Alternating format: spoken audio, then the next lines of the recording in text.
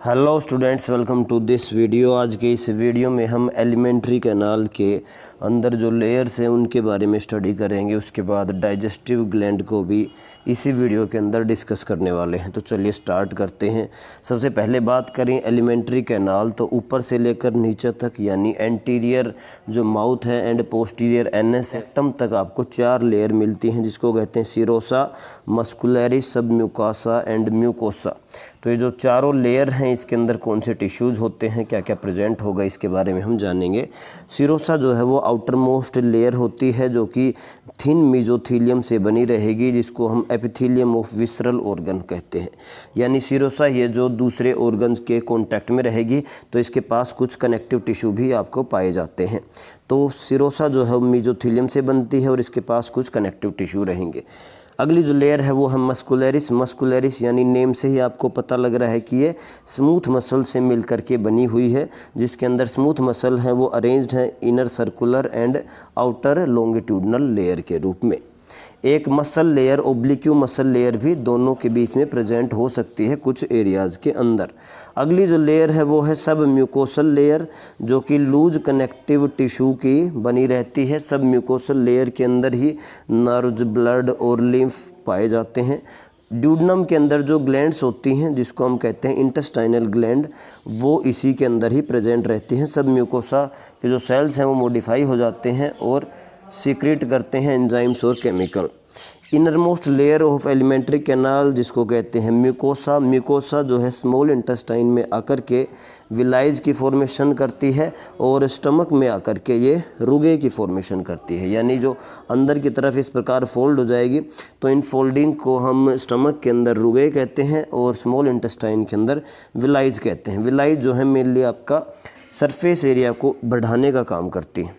आप देख सकते हैं डायग्राम में, सबसे बाहर सीरोसा है, फिर मस्कुलरिस है, सब म्यूकोसा, म्यूकोसा अंदर का जो खाली एरिया है जिसमें एक्चुअल में फूड रहेगा वो है आपका ल्यूमन का एरिया।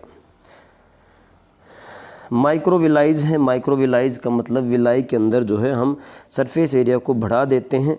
लगभग आप ये कहेंगे कि 400 to 500 टाइम्स जो है सरफेस एरिया बढ़ जाएगा। अब क्या होगा, सरफेस एरिया क्यों बढ़ा रहे हैं? क्योंकि हमें वहाँ पर एब्जॉर्प्शन करनी है। एब्जॉर्प्शन किस में करनी है? तो वहाँ पर ब्लड के अंदर हम एब्जॉर्ब करेंगे जो हमारे डाइजेस्टेड फूड है उनको।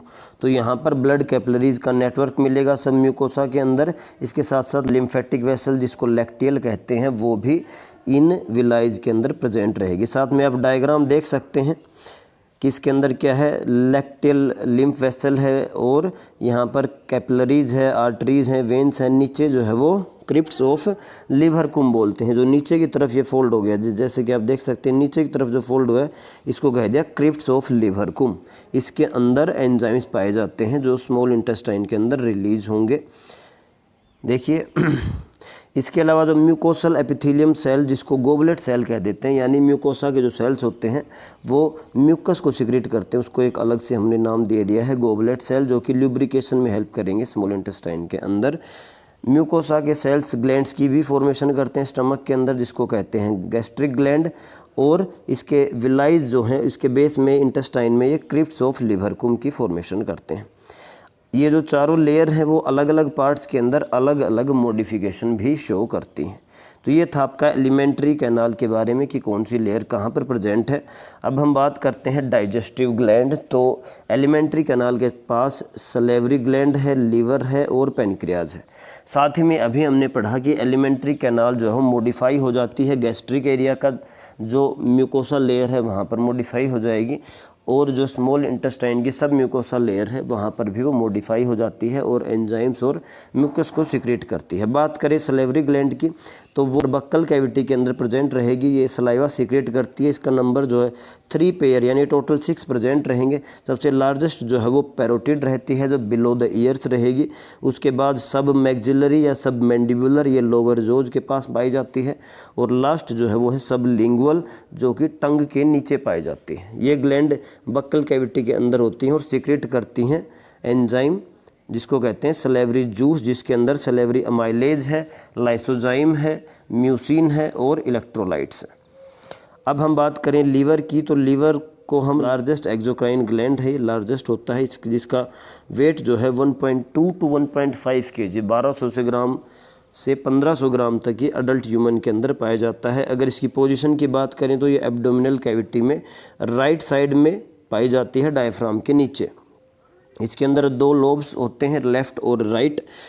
तो लोब्स के अंदर हिपैक्टिक लोब्यूल्स पाए जाते हैं जो कि स्ट्रक्चरल एंड फंक्शनल यूनिट होती हैं लीवर की। जैसे कि अगर हम किडनीज़ की बात करें तो किडनीज़ के अंदर हम नेफ्रॉन को बताते हैं कि भी nephron is the structural and functional unit, लेकिन लीवर के अंदर हिपैटिक लोब्यूल्स है वो जो है स्ट्रक्चरल एंड फंक्शनल यूनिट होते हैं। उसका स्ट्रक्चर मैं आपको कुछ बताना चाहूँगा। ऐसा कुछ स्ट्रक्चर रहेगा, ऐसे हेक्सागोनल फॉर्म में वो बीच में अरेंज होते हैं, बीच में एक सेंट्रल वेन होती है और यहाँ पर ये सेल्स जो हैं ऐसे कॉर्ड्स के रूप में अरेंज होते हैं। जो ये आपको बीच में सेल्स दिखा रहा हूँ मैं, ये आपके कॉर्ड्स के रूप में अरेंज हैं। तो इस प्रकार ये हेक्सागोनल स्ट्रक्चर बन जाता है और ये एक हिपैक्टिक लोब्यूल है। इसके बाहर जो है एक लेयर रहेगी जिसको हम कहते हैं ग्लीसन कैप्सूल, जो एक कनेक्टिव टिश्यू की लेयर मिलती है जिसको कहते हैं हम ग्लीसन कैप्सूल। तो इस प्रकार के बहुत सारे स्ट्रक्चर मिलते हैं लीवर के अंदर। तो देखिए हिपैक्टिक सेल्स अरेंज हो जाते हैं कॉर्ड्स की फॉर्म में और एक जो आपका हिपैक्टिक लोब्यूल है वो कनेक्टिव टिश्यू से कवर्ड होता है जिसको ग्लीसन कैप्सूल कहते हैं। हिपैक्टिक सेल्स का फंक्शन क्या है? तो हिपैक्टिक सेल्स सीक्रेट करते हैं बाइल जूस। बाइल जूस का मेन काम होता है आपका इमल्सिफिकेशन करना फैट का, यानी अगर हम एक्चुअल में बात करें तो बाइल जूस एक्टिवेट करवाते हैं पैनक्रियाटिक लाइपेजेस को, जिसके कारण वो लार्ज फैट ग्लोब्यूल्स को स्मॉल माइसेल्स के अंदर कन्वर्ट कर देते हैं, जिसको हम क्या बोलते हैं? इमल्सिफाइड फैट या इमल्सिफिकेशन। अब सिंथेसिस तो हिपैक्टिक सेल करते हैं, लेकिन वो हिपैक्टिक डक्ट के थ्रू होते हुए गोल ब्लैडर के अंदर स्टोर होती है और कंसंट्रेट होती है। तो यहाँ पर फंक्शन आ गया है गोल ब्लैडर का, to concentrate and store the bile juice which is secreted by the liver. Gall bladder एक थिन मस्कुलर सैक होता है। तो गोल ब्लैडर की जो डक्ट है जिसको हम सिस्टिक डक्ट कहते हैं, जैसे कि डायग्राम में आप देख सकते हैं, ये यहाँ पर सिस्टिक डक्ट है और ये यहाँ पर हिपैटिक डक्ट है। दोनों जब मिल गई हैं इस वाले एरिया में तो इसको हमने कह दिया कॉमन बाइल डक्ट। तो कन्फ्यूज़न नहीं होना चाहिए, कॉमन बाइल डक्ट के अंदर क्या है? Both the hepatic ducts plus the cystic duct of gall bladder, दोनों जब ओपन हुए हैं तो उसको कह दिया कॉमन बाइल डक्ट। अब क्या होगा? Common bile duct of liver और पैनक्रियाज से आ रही है पैनक्रियाटिक डक्ट, दोनों एक ट्यूब के अंदर मिल करके डुओडेनम में ओपन होती हैं।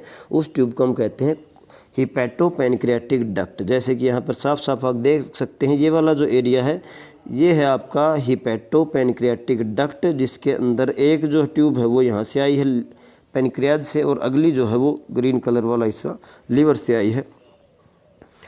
लेकिन यहाँ पर एक स्फिंक्टर भी होता है जो रेगुलेट करता है, उसको कहते हैं स्फिंक्टर ऑफ ओडी। अब बात करें पैनक्रियाज की, तो पैनक्रियाज को हम हेटेरोक्राइन ग्लैंड कहते हैं, यानी इसके अंदर एक्सोक्राइन एंड एंडोक्राइन दोनों फंक्शन होते हैं। एक्सोक्राइन के रूप में ये आपका सीक्रेट कर रहा है पैनक्रियाटिक जूस और एंडोक्राइन के रूप में ये हार्मोन्स को निकल रहा है जैसे कि इंसुलिन एंड ग्लूकागोन। पैनक्रियाज का वो पार्ट जो कि एंडोक्राइन फंक्शन करता है उसको हम इसलेट ऑफ लैंगरहैंस कहते हैं और वो पार्ट जो कि एक्सोक्राइन बिहेव कर रहा है वो मेनली आपका रिलीज करेगा पैनक्रियाटिक जूस। तो देखिए, और ये कहाँ पर रहेगा? तो जो सी शेप्ड ड्यूडेनम है उसके बीच में फंसा हुआ रहता है। जैसे कि आप यहाँ पर देख सकते हैं, ये लीवर वाला पार्ट है, ये इस ड्यूडेनम के सी शेप के बीच में फंसा हुआ है।